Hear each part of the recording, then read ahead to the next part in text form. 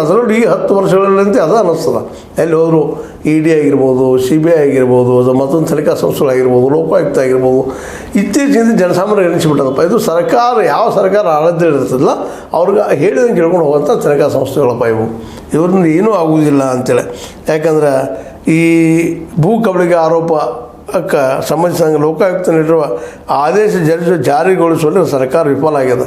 ಅಂದ್ರೆ ಸರ್ಕಾರ ತನಿಖೆ ಮಾಡಿಸಿ ರಿಪೋರ್ಟ್ ಒಪ್ಪಿಸಿ ಅವ್ರನ್ನ ಜಾರಿಗೆ ಕಟ್ಟೋದು ಕೆಲಸ ಮಾಡಬೇಕಾಗಿತ್ತು, ಇನ್ನೂ ಮಾಡಿಲ್ಲ ಅಂಥೇಳಿ ನಮ್ಮ SR ಹಿರೇಮಠ ಸಮಾಜ ಪರಿವರ್ತನಾ ಸಮುದಾಯ ಅವ್ರು ಸಿವಿಲ್ ಕೇಸ್ ಹಾಕಿದ್ದಾರೆ. ಆ ಕೇಸಾಗಿ ಕೇಳ್ತಾ ಇದ್ದಾರೆ, ಯಾವಾಗ ಬರ್ತೀರಿ ನೀವು, ಯಾವಾಗ ಬಂದು ಹೇಳ್ತೀರಿ ಅಂತೇಳಿ. ಯಾಕಪ್ಪ ಬರ್ತಾಯಿಲ್ಲ ಅಂತೇಳಿ ಪ್ರಶ್ನೆ ಮಾಡ್ತಾ ಇದ್ದಾರೆ.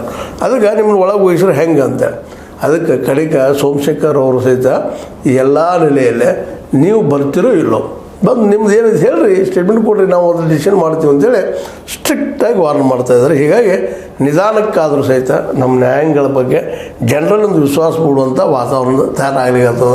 ಇದಕ್ಕೆ ನಾವು ನಮ್ಮ ನ್ಯಾಯಾಂಗಕ್ಕೆ ನಾವು ವಂದನೆ ಸಲ್ಲಿಸಬೇಕು, ಹ್ಯಾಟ್ಸಪ್ ಹೇಳಬೇಕು.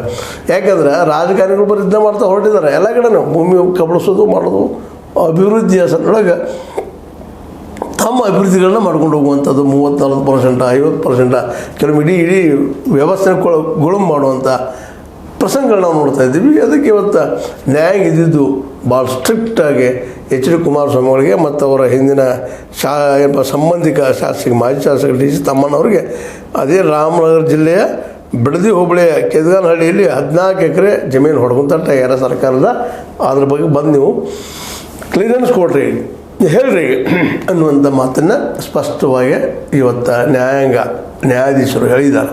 ಇದಕ್ಕಿಂತ ಸ್ಪಂದಿಸಬೇಕಾಗಿದ್ದು ಏನಪ್ಪ ಅಂತಂದ್ರೆ ನಮ್ಮ ಈ ಕುಮಾರಸ್ವಾಮಿಗಳು ಮತ್ತು ಅವರು ಹಿಂದಿದ್ದಂಥದ್ದು.